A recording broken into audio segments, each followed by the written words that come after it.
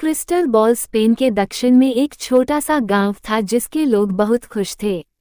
बच्चे अपने घरों के बगीचों में पेड़ों की छांव में खेलते थे। नासिर नाम का एक चरवाहा लड़का अपने पिता, माँ और दादी के साथ गांव के पास रहता था। हर सुबह वो बकरियों के झुंड को चराने के लिए पहाड़ियों पर ले जाता था। दोपहर में वह उनके साथ गांव लौटता था। हर रात उसकी दादी उसे एक कहानी सुनाती थी, सितारों की कहानी। ये कहानी नासिर को वाकई दिलचस्प लगी। ऐसे ही एक दिन जब नासिर अपने झुंड को देख रहा था और अपनी बांसुरी बजा रहा था, तो उसे अचानक एक फूल की झाड़ी के पीछे एक अद्भुत रोशनी दिखाई दी। जब वह झाड़ी के पास पहुंचा तो उसे एक पारदर्शी और बहुत सुंदर क्रिस्टल बॉल दिखाई दी। क्रिस्टल बॉल एक रंगीन इंद्रधनुष की तरह चमक रही थी। नासिर ने सावधानी से इसे अपने हाथ में लिया और इसे घुमाया। आश्चर्य से अचानक उसने क्रिस्टल बॉल से एक कमजोर आवाज सुनी। ये कह रही थी, तुम अपनी दिल की इच्छा करो और मैं इसे पूरा करूंगा। नासिर को यकीन नहीं हुआ कि उसने वास्तव में एक आवाज सुनी थी। जब उसे यकीन हो गया कि उसने वाकई क्रिस्टल बॉल से वह आवाज सुनी है, तो वह बहुत उलझन में पड़ गया। उसकी इतनी सारी इच्छाएं थीं कि वो किसी एक इच्छा पर फैसला नहीं कर पाया।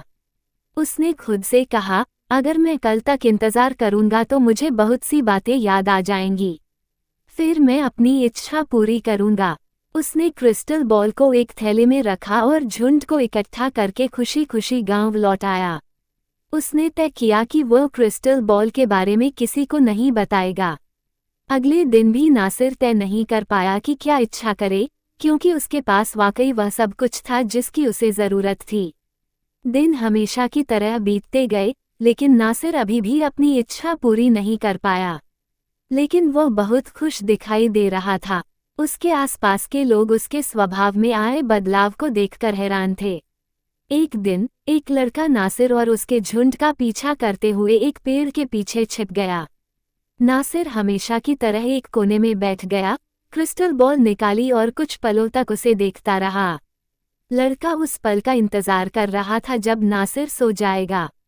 जब थोड़ी देर बाद नासिर सो गया तो लड़का क्रिस्टल बॉल लेकर भाग गया। जब वह गांव में पहुंचा तो उसने सभी लोगों को बुलाया और उन्हें क्रिस्टल बॉल दिखाए। उस गांव के नागरिकों ने क्रिस्टल बॉल को अपने हाथों में लिया और आश्चर्य से उसे घुमाया। अचानक उन्हें क्रिस्टल बॉल के अंदर से एक आवाज सुनाई दी, जिसमें कहा गया था, मैं आपकी इच्छा पूरी कर सकता हूँ। एक व्यक्ति ने बॉल ली और चिल्लाया, मुझे सोने से भरी एक थैली चाहिए। दूसरे ने बॉल ली और जोर से कहा, मुझे गहनों से भरी 2 पेटियां चाहिए। उनमें से कुछ की इच्छा थी कि उनके पास अपने पुराने घरों के बजाय शुद्ध सोने से बने भव्य दरवाजे वाला अपना महल हो। कुछ अन्य लोगों ने गहनों से भरी थैलियां मांगी। उनकी सभी इच्छाएं पूरी हो गईं, लेकिन फिर भी गांव के नागरिक खुश नहीं थे। वे ईर्ष्या करते थे क्योंकि जिसके पास महल था उसके पास सोना नहीं था और जिसके पास सोना था उसके पास महल नहीं था। इस कारण से गांव के नागरिक एक दूसरे से नाराज थे और एक दूसरे से बात करना बंद कर दिया।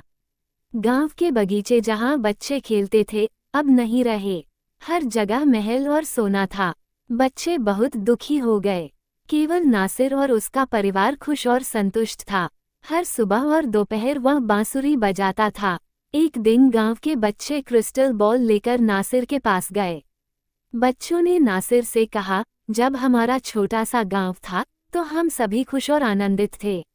माता पिता ने भी बात की। उन्होंने कहा, किसी न किसी तरह से हम सभी दुखी हैं। आलीशान महल और गहने हमें केवल दुखी देते हैं।